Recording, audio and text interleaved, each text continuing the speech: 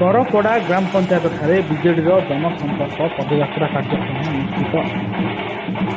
ଓଡ଼ିଶାର ମାନ୍ୟବର ମୁଖ୍ୟମନ୍ତ୍ରୀ ତଥା ବିଜୁ ଜନତା ଦଳର ସଭାପତି ଶ୍ରୀଯୁକ୍ତ ନବୀନ ପଟ୍ଟନାୟକ ଏବଂ ପୂର୍ବତନ ବାଚସ୍ପତି ତଥା ବିଧାୟକ ଡକ୍ଟର ସୂର୍ଯ୍ୟନାରାୟଣ ପାତ୍ରଙ୍କ ନିର୍ଦ୍ଦେଶକ୍ରମେ ଅକ୍ଟୋବର 2 ଗାନ୍ଧୀ ଜୟନ୍ତୀଠାରୁ ଆରମ୍ଭ ହୋଇଥିବା ଜନସମ୍ପର୍କ ପଦଯାତ୍ରା ପରିପ୍ରେକ୍ଷୀରେ ଆଜି ଶୁକ୍ରବାର ଦିନ ଦିଗପହଣ୍ଡି ନିର୍ବାଚନ ମଣ୍ଡଳୀ ଦିଗପହଣ୍ଡି ବ୍ଲକ ଅନ୍ତର୍ଗତ କରପଡା ଗ୍ରାମ ପଞ୍ଚାୟତଠାରେ ଜନସମ୍ପର୍କ ପଦଯାତ୍ରା କାର୍ଯ୍ୟକ୍ରମ ଅନୁଷ୍ଠିତ ହୋଇଯାଇଛି।